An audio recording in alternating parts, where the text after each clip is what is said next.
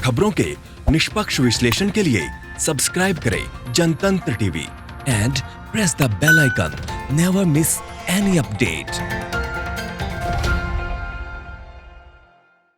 तो प्रधानमंत्री नरेंद्र मोदी देश की नई राष्ट्रीय शिक्षा नीति पर अपनी बात रखी और संबोधन में पीएम मोदी ने कहा कि हमारे सामने सवाल था कि क्या हमारी नीति युवाओं को अपने सपने पूरा करने का मौका देती है, क्या हमारी शिक्षा व्यवस्था युवा को सक्षम बनाती है। नई शिक्षा नीति को बनाते समय इन सवालों पर गंभीरता से काम किया गया है। तो आइए जानते हैं कि नई शिक्षा नीति में क्या कुछ बदलाव किया गया है। सबसे पहले शिक्षा नीति में क्या था और अब क्या बदलाव किया गया है, ये हम आपको ग्राफिक्स के जरिए दिखाते हैं।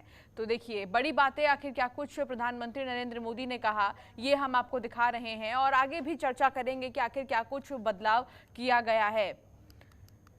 और हमारे साथ शिक्षाविद दिव्या तंवर जुड़ गई हैं, उनसे ज्यादा बातचीत करेंगे। दिव्या तंवर जी, बहुत बहुत स्वागत है आपका जनतंत्र टीवी पर। नई शिक्षा नीति को आप किस तरीके से देखती हैं, और ये सीधा सवाल है कि विश्व गुरु बनने की ओर क्या भारत अपना सही कदम बढ़ा रहा है?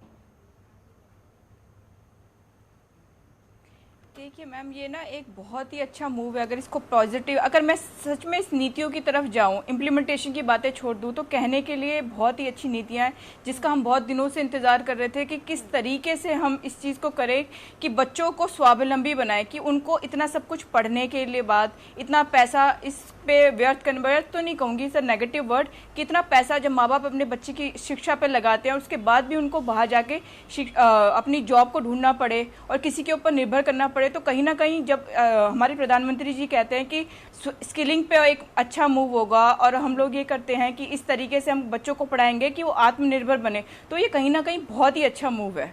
और अगर विश्व गुरु की बात करें तो हर एक चीज़ में टाइम लगता है कहीं, क्योंकि हम कहीं ना कहीं उन नीतियों को तो जोड़ें, उन नीतियों को तो सुने और अपने टीचर्स को तो उस तरीके का इंफ्रास्ट्रक्चर दें कि हम उसको विश्व गुरु बना पाएँ।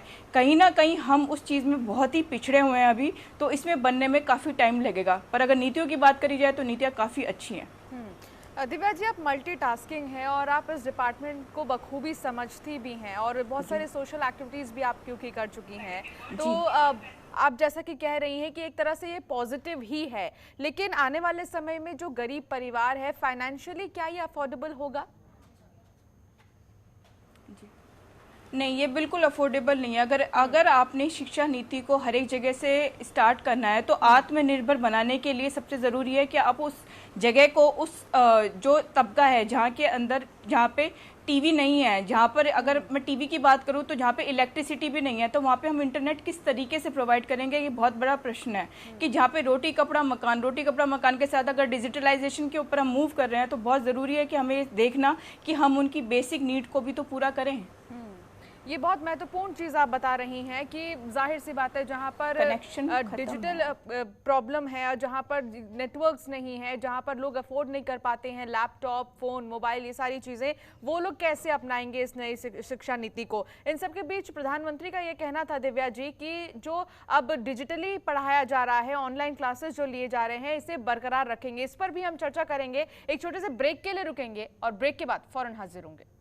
और चलिए, ब्रेक के बाद एक बार फिर आपका स्वागत है। नई शिक्षा नीति को लेकर लगातार हम चर्चा कर रहे हैं और साथ ही शिक्षाविद दिव्या तंवर हमारे साथ जुड़ी हैं, उनसे भी बातचीत कर रहे हैं। दिव्या जी, मैं आपसे यही पूछ रही थी कि जहां एक तरफ डिजिटलाइजेशन की बात की जाती है तो दूसरी तरफ हमें ये भी देखना ज़रूरी है कि विकास आखिर अभी तक कितना हुआ है। कई सारे ऐसे ग्रामीण क्षेत्र हैं जहाँ पर अब तक एंड्रॉयड फ़ोन भी यूज़ नहीं किया जाता है, तो ऑनलाइन शिक्षा कैसे पॉसिबल होगा? दूसरी तरफ इसको अगर हम पॉजिटिव वे में देख रहे हैं अगर, तो हम ये कह सकते हैं कि जो फर्जीवाड़े के मामले सामने आते थे पढ़ाई लिखाई में, जो फीस की मारामारी होती थी, वो भी खत्म होगी अब।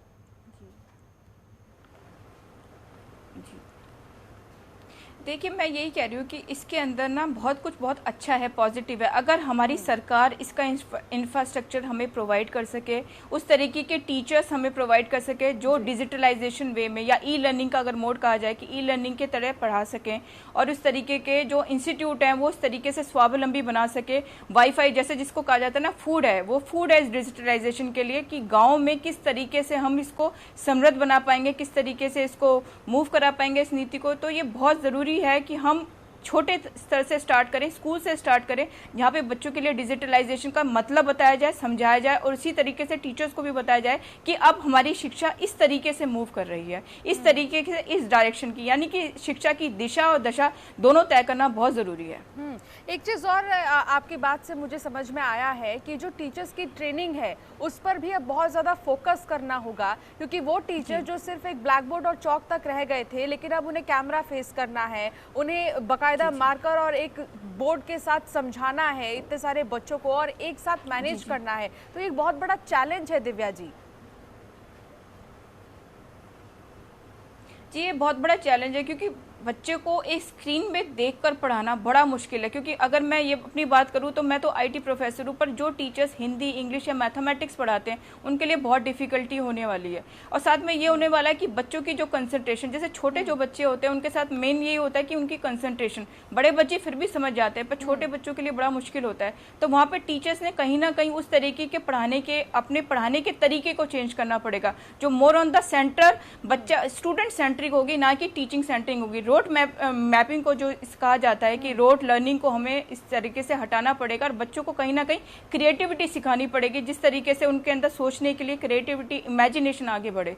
तो इस तरीके से जहाँ पे वो इन्वॉल्व होंगे वहीं पे ही शिक्षा थोड़ी आगे बढ़ेगी। यानी कि बच्चों के ऊपर फोकस करना जरूरी है। टीचर्स को इस तरीके से समझाया जाए कि अब बच्चे तुम्हारे लिए सबसे सेंटर पॉइंट प्ले करेंगे और इस तरीके से वो पढ़ेंगे आगे। तो दोनों को एक दूसरे के साथ कोऑपरेट करना बहुत ज्यादा जरूरी हो जाएगा। इन सबके बीच नई शिक्षा नीति में लैंग्वेज को लेकर भी बताया जा रहा है कि बदलाव किए गए हैं।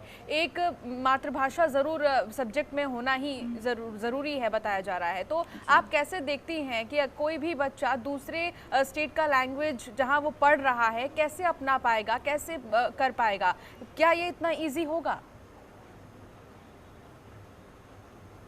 देखिए, इजी तो नहीं होगा, पर ये कहा जाता है कि जो मातृभाषा है ना, उससे हम कहीं ना कहीं रिलेट कर पाते हैं। जैसे अगर ये देखा जाए कि इंडिया में मल्टी लेयर और मल्टी भाषाएं हैं, यहाँ पर बहुत सारी भाषाएं यहाँ पर बोली जाती हैं, पर बहुत सारी भाषाओं के साथ ये भी है कि कहीं ना कहीं हमें एक तरीके से उसको स्टार्ट करना पड़ेगा, जहाँ पे एक बेस लेके चलना पड़ेगा। इससे पहले इंग्लिश था, पर इंग्लिश हमारी मातृभाषा नहीं है, हमें हिंदी से कहीं ना कहीं इसको स्टार्ट करना पड़ेगा। एक मूव है जो एक पॉजिटिव डायरेक्शन में जा रहा है, तो उसी पॉजिटिव डायरेक्शन में चलते हैं, सोचते हैं कहीं ना कहीं तुम पहुँचेंगे। तो प्रधानमंत्री जी ने भी यही कहा, अभी आज का जो उनका वो था, थोड़ा सा मैं सुन पाई, तो उन्होंने कहा मातृभाषा से हम रिलेट कर पाते हैं। तो मातृभाषा से जब भी हम अगर हिंदी को 5वीं तक लगाते हैं या हिंदी तो 5वीं कक्षा तक हमें बोला है, तो कहीं ना कहीं बच्चा जो घर में सुनता है वो उसको समझने में भी बहुत आसानी होगी। ऑल ओवर ये हम कह सकते हैं कि चैलेंजिंग तो बहुत ज्यादा है, कोऑपरेट करने की बहुत ज्यादा जरूरत होगी।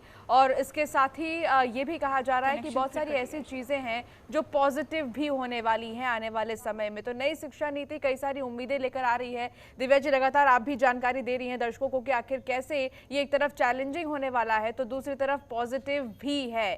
तो आपको बता दें कि बड़ी बातें क्या कुछ थी पीएम मोदी की, ये भी हम आपको ग्राफिक्स के जरिए दिखा रहे हैं और साथ ही ये भी बता रहे हैं कि क्या बदलाव होने वाले हैं। दिव्या जी, बहुत बहुत शुक्रिया आपका हमारे साथ जुड़ने के लिए और तमाम बातचीत के लिए। तो ये बड़ी बातें प्रधानमंत्री नरेंद्र मोदी की, क्या कुछ उन्होंने कहा है। 34 साल बाद लगभग देखा जा रहा है कि ये बदलाव किया गया है नई शिक्षा नीति में, और अब नई शिक्षा नीति आ ही गई है तो कई सारी उम्मीदें लेकर आई है कि आखिर अब आगे कैसे डेवलपमेंट की ओर हमारा भारत बढ़ेगा और कैसे विकास की ओर बढ़ेगा भारत। डिजिटलाइजेशन की बात होती है और अब ये देखना होगा कि आखिर कितने सारे ऐसे परिवार हैं जो इस डिजिटल पढ़ाई को अपनाते हैं। और चलिए, इसी के साथ बुलेटिन में फिलहाल इतना ही। आप देखते रहिए जनतंत्र टीवी। नमस्कार। खबरों के निष्पक्ष विश्लेषण के लिए सब्सक्राइब करें Jantantra TV and press the bell icon. Never miss any update.